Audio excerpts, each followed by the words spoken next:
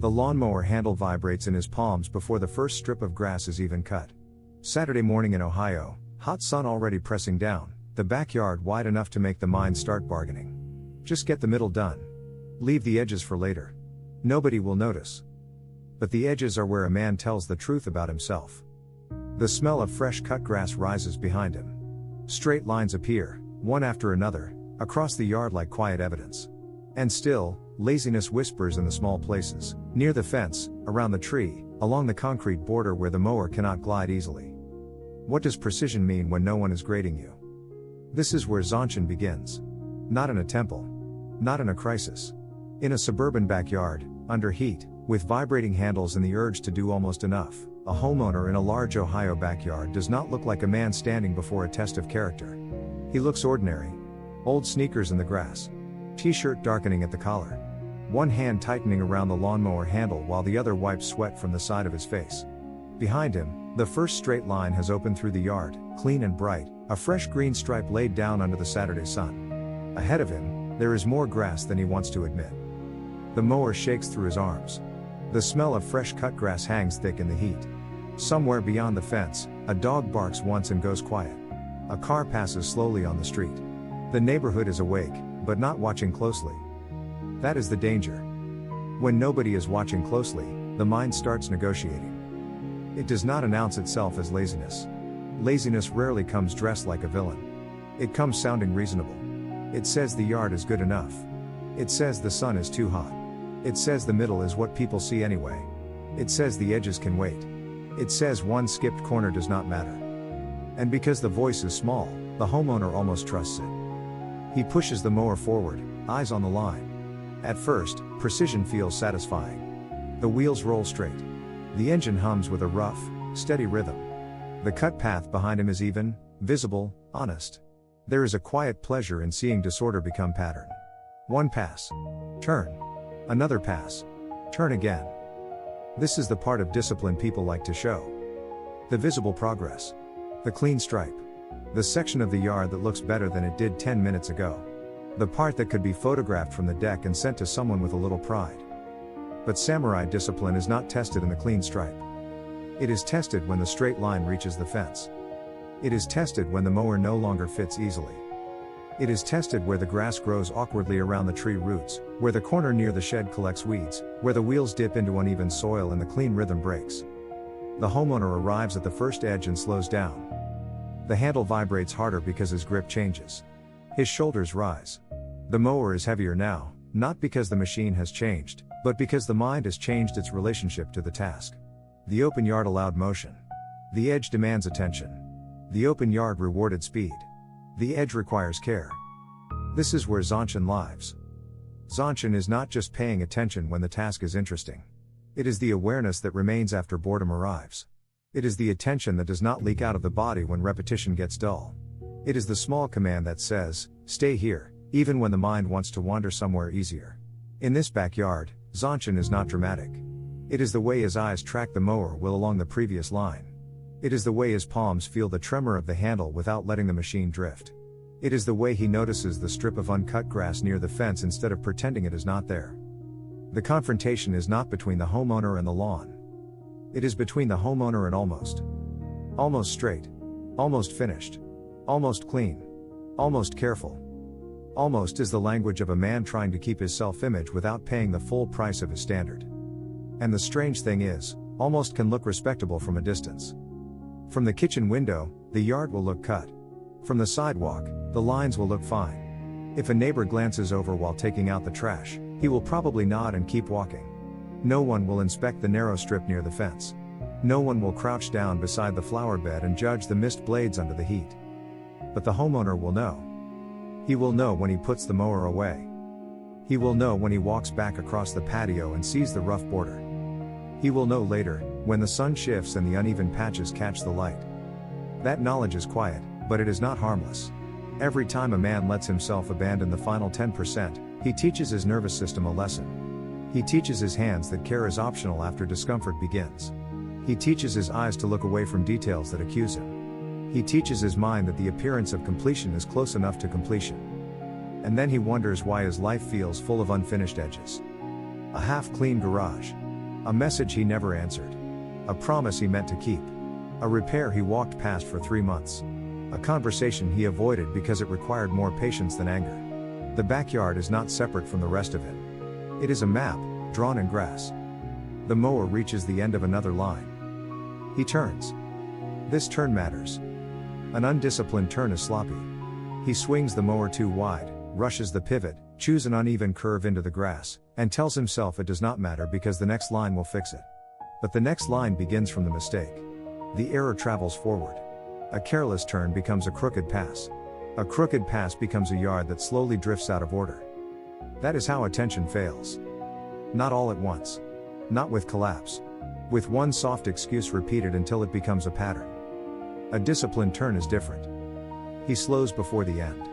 He lets the engine keep its rhythm, but he does not let the rhythm become mindless.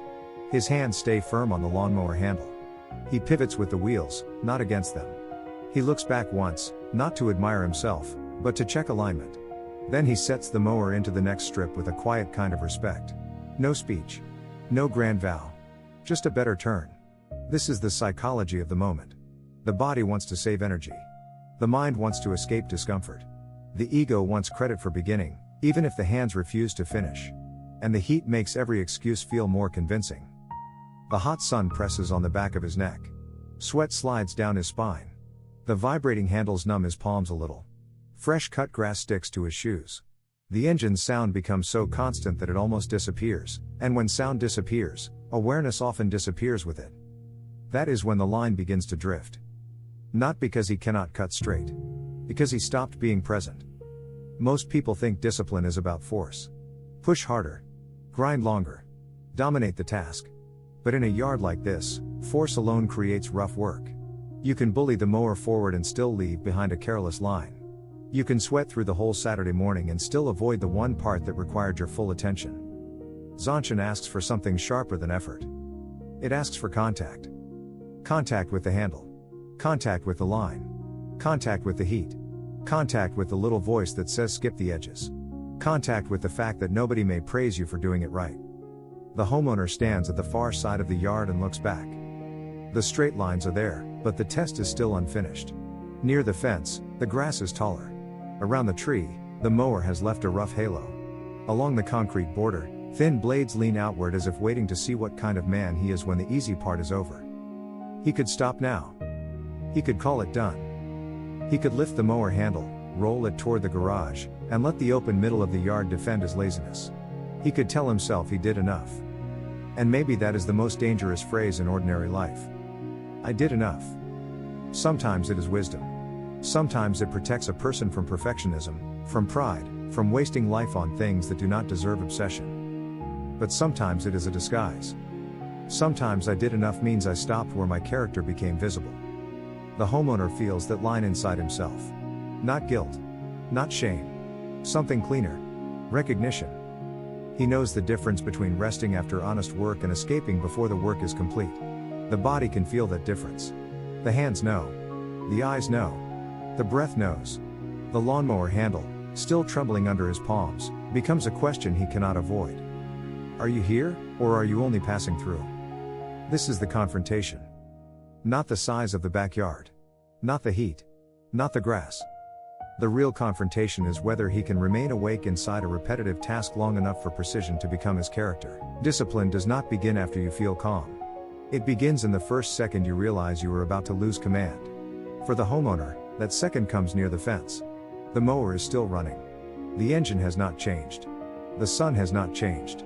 The Ohio backyard is still the same wide patch of grass under Saturday morning heat. But inside him, something has shifted. The easy rhythm of the open yard is gone. Now the mower has to be guided with care. The line has to be corrected. The edge has to be faced. This is where training begins. Not by turning the moment into a speech. Not by pretending he suddenly loves the task. Not by shaming himself for wanting to quit. He stops the first escape. That is the first practice. His hands stay on the lawnmower handle, but he does not push forward yet. He lets the machine idle for one breath. He notices the urge clearly, I want to skip this part. He does not argue with it. He does not make it bigger than it is. He names it, and by naming it, he takes away some of its command. Laziness loses power when it is seen plainly. The second practice is to bring the body back before the mind writes a story. He feels the vibration through the handle. He notices where his palms are gripping too hard. He lowers his shoulders. He plants both feet in the grass instead of leaning away from the work. The smell of fresh cut grass is sharp now, almost sweet in the heat. Sweat gathers at his temples. The sun presses against the back of his neck. He does not need to escape those sensations. He needs to use them. The vibrating handle becomes the anchor. At the beginning of the yard, it was only a tool. Now it becomes a reminder: stay with the line. Stay with the machine. Stay with the part you wanted to abandon. The third practice is to shrink the battle. The mind wants to make the whole backyard heavy at once. It wants to say, there is too much left. The fence line, the tree, the concrete border, the shed, the awkward corners.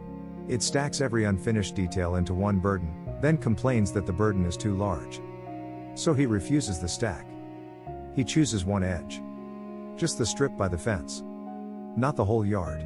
Not the entire Saturday. Not every unfinished thing in his life. Just the next clean pass along the fence, slow enough that the wheel does not drift, close enough that the grass does not remain standing in a narrow, accusing line. He sets the mower carefully. The wheel runs parallel to the fence. The handle trembles in his palms. He looks ahead, not at the whole distance, but at the next few feet. The machine moves slower now. The cut is less dramatic. No wide green stripe opens behind him. No satisfying transformation happens all at once. But the edge becomes honest. That is the fourth practice: respect the unglamorous part. Anyone can enjoy the middle when progress is obvious. The middle gives you proof. The middle gives you momentum. The middle lets you feel efficient. The edge gives you no applause. It asks for patience where speed would be easier. It asks for precision where rough effort would hide. It asks whether your standard survives when the task becomes inconvenient. The homeowner moves around the tree next. This is not a straight line anymore. The mower cannot glide through it like the open yard. Roots lift the ground. The trunk interrupts the path. A careless man makes a quick circle, leaves a rough halo, and tells himself the shade will hide it. But the tree is not an obstacle to his discipline. It is part of the training. He adjusts his stance. He pulls the mower back slightly, turns it with control, then guides it forward in a shorter pass. He does not force the machine into a curve it cannot make. He works with the shape of the yard. He watches the wheel. He watches the grass near the trunk. He accepts that precision sometimes means slowing down enough to stop fighting reality. This is the fifth practice: change the rhythm without losing attention. A disciplined person does not need every task to feel smooth. When the ground changes, he changes his pace. When the line bends, he bends with it. When the machine resists, he does not become irritated and sloppy. He becomes more present. The mower handle teaches this without words. Grip too hard, and the vibration crawls up the arms. Grip too loose, and the line drifts. The right grip is firm but not tense. Command without panic. Control without aggression. That is Zanshin in motion. Awareness does not freeze him in place. It moves with him. It follows the wheels. It listens to the engine. It feels the heat. It notices the old voice trying again. Good enough, good enough, good enough. Then he answers with action. Not anger. Action. He trims the strip along the concrete border. He walks the mower back to catch the thin patch near the shed. He checks the turn at the far end and corrects the next line before the mistake travels across the yard. Each correction is small. Almost invisible. But each one teaches the mind a different lesson. You do not have to obey the first lazy impulse. You can return. Again and again, you can return. This is how discipline becomes ritual. He reaches the end of a pass, slows, turns, checks the line, resets his feet, and begins again. The sequence becomes quiet. End. Turn. Look. Align. Push. Breathe. End. Turn. Look. Align. Push. Breathe. Not mechanical in the dead sense. Mechanical in the honorable sense. A repeated action that protects attention from mood. The homeowner does not need to feel inspired to keep the line straight. He does not need the sun to soften. He does not need the yard to become smaller. He does not need someone to step outside and praise the care he is taking near the fence. He only needs the next correct movement. This matters because ordinary life is mostly made of repeated movements that no one celebrates.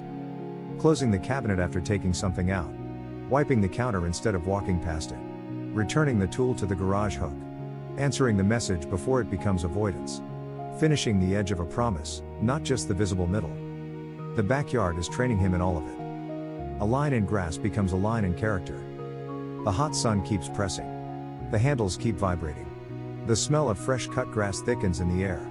He is still tired. He still wants to be done. But now the urge to skip the edges is no longer secretly leading him. He sees it. He feels it. He works anyway. Not with drama. With presence. The mower moves forward, and the next narrow strip falls cleanly beneath the blade. The fence line sharpens. The tree ring tightens. The border clears. What looked like a chore begins to feel like a quiet form of command. The work did not become easier. He became less absent. By the time the homeowner reaches the last section of the yard, the sound of the mower has changed. Not in the engine. In him. Earlier, the machine sounded like pressure. A loud demand under the Saturday sun. A reminder of how much backyard still waited in front of him. The vibration in the lawnmower handle felt like irritation traveling up his arms, asking why this simple chore had to take so long. Now the same vibration feels different. It is still rough. Still constant. Still numbing the palms a little. But it no longer pulls him away from himself. It gives him rhythm. It tells him where his hands are. It tells him when his grip has become too tense. It tells him when the machine is drifting before his eyes fully register the mistake. The handle has become a teacher. The Ohio sun is higher now. Heat sits over the yard in a visible shimmer. Fresh cut grass clings to his shoes and ankles. The smell is stronger near the fence where the last stubborn strips have fallen clean. The open middle of the lawn lies behind him in straight bands, but what catches his eye now is not the middle. It is the edges. The fence line is sharper. The rough halo around the tree has tightened. The strip along the concrete border is no longer pretending to be finished. These are not dramatic victories. No one is going to walk outside with applause. No neighbor is going to lean over the fence and say he has witnessed a moral transformation through yard work. That would make it too easy. The transformation is quieter than praise. It is the moment he notices he is no longer trying to escape the final 10%. He still wants to be done. His shoulders are tired. His shirt is damp. His hands have carried the mower's vibration for more passes than he wanted. The laziness has not vanished like some defeated enemy. It is still there, sitting in the shade of the mind, waiting for a chance to speak. But it no longer has the wheel. That is the difference. In the beginning, the yard looked too large because his attention was too scattered. He saw the whole task at once and felt the old bargain rise immediately. Cut the visible part, leave the inconvenient part, protect the image, skip the truth. Now he sees smaller. A corner. A line. A wheel mark. A blade of grass missed near the shed. The next turn. The next breath. The next clean correction. Zanshin has narrowed the world in the right way. Not by making him small, but by making him present. He guides the mower along the final edge near the back fence. This is where he almost would have stopped earlier. The grass grows uneven here, and the ground is not flat. The mower wants to pull slightly left. Before, that would have irritated him. He would have muscled it forward, careless, fast, annoyed by the resistance. Now he adjusts. He slows before the uneven patch. He keeps his eyes 3 feet ahead. His palms settle on the lawnmower handle with that firm, living grip he has learned through repetition. Not tight enough to fight the machine. Not loose enough to let it wander. The line holds. There is something deeply adult about this kind of victory. No drama. No witness. No perfect mood.